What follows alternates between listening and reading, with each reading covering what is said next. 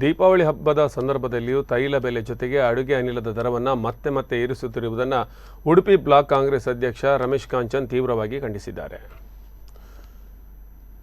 ಪ್ರತಿಯೊಂದು ಮನೆಯಲ್ಲೂ ಅಡುಗೆಗಾಗಿ ಮಹಿಳೆಯರು ಎಲ್ಪಿಜಿ ಬಳಸುವುದು ಅನಿವಾರ್ಯವಾಗಿರುವುದರಿಂದ ಮಹಿಳೆಯರನ್ನೇ ಗುರಿಯಾಗಿಟ್ಟುಕೊಂಡು ಅಡುಗೆ ಅನಿಲ ದರ ಏರಿಸಲಾಗುತ್ತಿದೆ. ಈ ಮೂಲಕ ಮೋದಿ ನೇತೃತ್ವದ ಬಿಜೆಪಿ ಸರ್ಕಾರ ಜನಸಾಮಾನ್ಯರಿಗೆ ದೀಪಾವಳಿ ಹಬ್ಬಕ್ಕೆ ಬೆಲೆ ಏರಿಕೆ ಗಿಫ್ಟ್ ನೀಡಿದೆ ಎಂದು ರಮೇಶ್ ಕಾಂಚನ್ ವ್ಯಂಗ್ಯವಾಡಿದ್ದಾರೆ. ಹೋಟೆಲುಗಳಲ್ಲಿ ಬಳಸುವ ಕುಕ್ಕಿಂಗ್ ಗ್ಯಾಸ್ ಬೆಲೆಯನ್ನು ಇದೀಗ ಸಿಲಿಂಡರ್ಗೆ 160ರಷ್ಟು ಏರಿಕೆ ಮಾಡಿದ್ದು, ಗ್ಯಾಸ್ ಸಿಲಿಂಡರ್ ಬೆಲೆ 2,000 ದಾಟಿದೆ. ಇದರಿಂದ ಹೋಟೆಲ್ ಉದ್ಯಮವು ಸಂಕಷ್ಟಕ್ಕೊಳಗಾಗಿದ್ದು, ತಿಂಡಿ ತಿನಿಸುಗಳ ಬೆಲೆ ಏರಿಕೆಯಾಗಲಿದೆ. ಅಚ್ಚೇ ದಿನ ನೀಡುವ ಭರವಸೆ ನೀಡಿದ ಸರ್ಕಾರ ಜನವಿರೋಧಿ ಆರ್ಥಿಕ ನೀತಿಯಿಂದಾಗಿ ಲಾಕ್ಡೌನ್ನಿಂದ ತೊಂದರೆ ಸಿಲುಕಿದ್ದ ಜನರಿಗೆ ಗಾಯದ ಮೇಲೆ ಬಲೆ ಹಿಡಿದಂತಾಗಿದೆ ಎಂದು ಹೇಳಿದರು.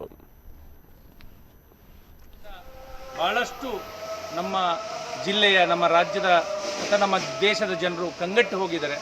ಅಂಥ ಸಂದರ್ಭದಲ್ಲಿ ನಿರಂತರವಾಗಿ ಪೆಟ್ರೋಲ್ ಇರಲಿ, ಗ್ಯಾಸ್ ಇರಲಿ, ಡೀಸೆಲ್ ಇರಲಿ, ನಿರಂತರವಾಗಿ ಬೆಲೆ ಏರಿಕೆ ಮಾಡಿಕೊಂಡು ಬರುವಂಥದ್ದು ನಾವು ಕಂಡಿದ್ದೇವೆ. ಇವತ್ತು ಇತ್ತೀಚೆಗೆ ಒಂದು ದಿವಸ ಹಿಂದೆ ಗ್ಯಾಸ್ ಬೆಲೆ ಏರಿಕೆ ಮಾಡುವಂಥದ್ದು, ಇದು ನೇರವಾಗಿ